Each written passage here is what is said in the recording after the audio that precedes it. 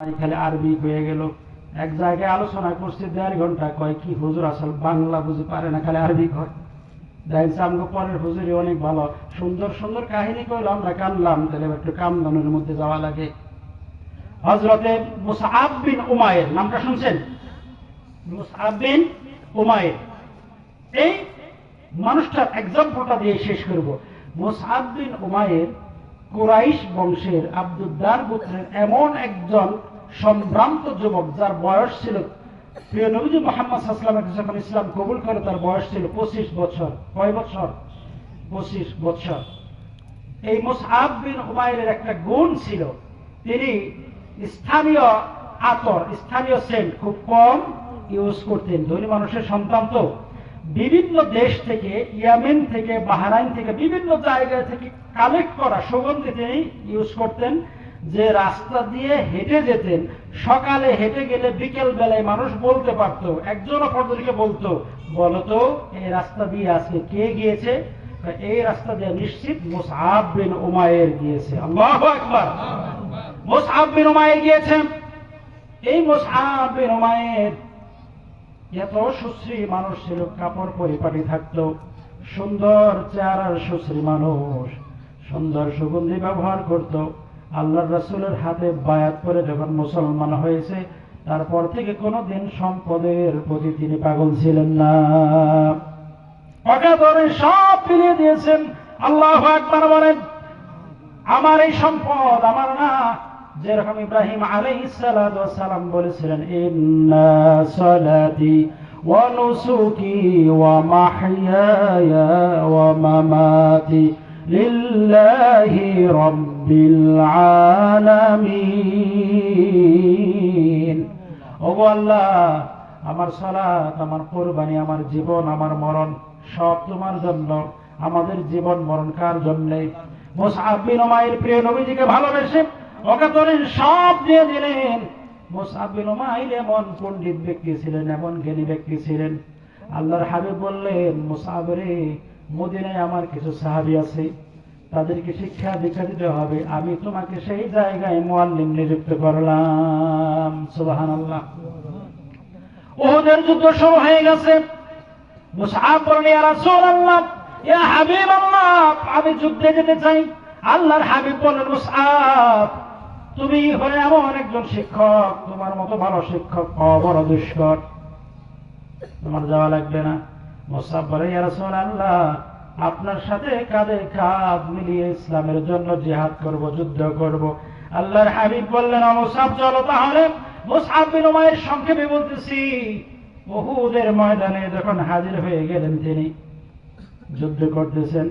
আল্লাহর হাবিবের গায়ে তীর আসে, মুসআব নিজের গায়ে তিনি তীর ফেরান। আল্লাহু আকবার। যুদ্ধের ময়দানে শাহাদাত বরণ করল মুসআব। প্রাণের নবী, প্রিয় নবী মুহাম্মদ সাল্লাল্লাহু আলাইহি ওয়াসাল্লামকে ভালোবেসে নিজের জীবনটা সেখানে তিনি দিয়ে দিলেন। যুদ্ধ শেষ হয়ে গেছে, আল্লাহর হাবিব শহীদদেরকে তিনি কবর দিচ্ছেন। হঠাৎ করে দেখা যায় দূরে একটা খণ্ড বিখণ্ড রক্তাক্ত একটা লাশ। আল্লাহর হাবিব বললেন, সাহাবীরা রে, যা যা দেখ এই লাশটা কার। গিয়ে দেখা গেল মুসআব বিন উমাইরের। আল্লাহর হাবিব নিউজ পাওয়ার পর সঙ্গে সঙ্গে দৌড়ে হাজির হয়ে গেলেন। মুসআব বিন উমাইরের মাথার মধ্যে হাত রেখে বলে, মুসআব, আমার সাহাবীদের মধ্যে সব চাইতে পরিপাটি ছিলে তুমি। আল্লাহু আকবার বলেন। তোমার গায়ে থেকে সুগন্ধের ঘ্রাণ কোনদিন ছুটতো না। এক রাস্তায় গেলে মানুষ, তুমি সকালে গেলে বিকেলেও বলতে পারতো এই রাস্তা দিয়ে মুসআব আসা যাওয়া করেছে। আল্লাহু আকবার। ও মুসআব, আজকে উহুদের জমিনে তুমি পড়ে আছো আমাকে ভালোবেসে। মুসআব, তোমাকে দেওয়ার মতো আমার এই মুহূর্তে কিছু নাই। আমি আল্লাহর কাছে দোয়া করে, আল্লাহ আমার মুসআবকে তুমি সুউচ্চ মাকাম দান করে দিও। আল্লাহু আকবার। এবার মুসআবের দাফন হবে। তার ভাগে যে কাপড়টা পড়ল, মাথা ঢাকলে পা আলগা থাকে। আল্লাহু আকবার। পায়ের দিক থেকে থেকে যখন কাপড়টা টেনে দেওয়া হয় মাথাটা আলগা হয়ে যায়, আবার যখন মাথার দিক থেকে যখন কাপড় দিয়ে ঢেকে দেওয়া হয় পা আলগা থাকে, তার মানে তার শরীরের আকৃতির চাইতে কাপড়ের খণ্ডটা ছিল ছোট। কতটা ভালো রাসূলকে বাসে। আল্লাহর হাবিব বলেন, মুসআব তোমার ধন সম্পদ ইসলামের জন্য কতটা কাজে লাগলো, আজকে তোমাকে তোমার সাইজের কাপড়টাও আমরা দিতে পারলাম না। মাথা ঢাকলে পা বের হয়ে যায়, পা ঢাকলে মাথা বের হয়ে যায়। সাহাবীদেরকে বলে, সাহাবীরা রে, মুসআবের মাথার দিক থেকে কাপড়টা টেনে দাও, আর তার পা গুলা 5 যুগল ঘাস দ্বারা আবৃত করে দাও। আমার মুসআবকে আল্লাহ সুবহানাহু ওয়া তাআলা কবরস্থ করার পর জান্নাতের পোশাক পরিয়ে দিবে। আল্লাহু আকবার। আল্লাহ সুবহানাহু ওয়া তাআলা বলেন, যখন বন্ধু নির্বাচন করবা, কেমন বন্ধু নির্বাচন করবা? যে ইতিউনাল্লাহ ওয়া রাসূলা, আল্লাহ এবং রাসূলকে ভালোবেসে যে নিজের জীবন বিলিয়ে দিতে সদা প্রস্তুত থাকে, এরকম গুণাবলী থাকলে তাকে বন্ধু বানাবা। আল্লাহ সুবহানাহু ওয়া তাআলা শেষে বললেন, উলাইকা সায়ারহামুহুমুল্লাহ।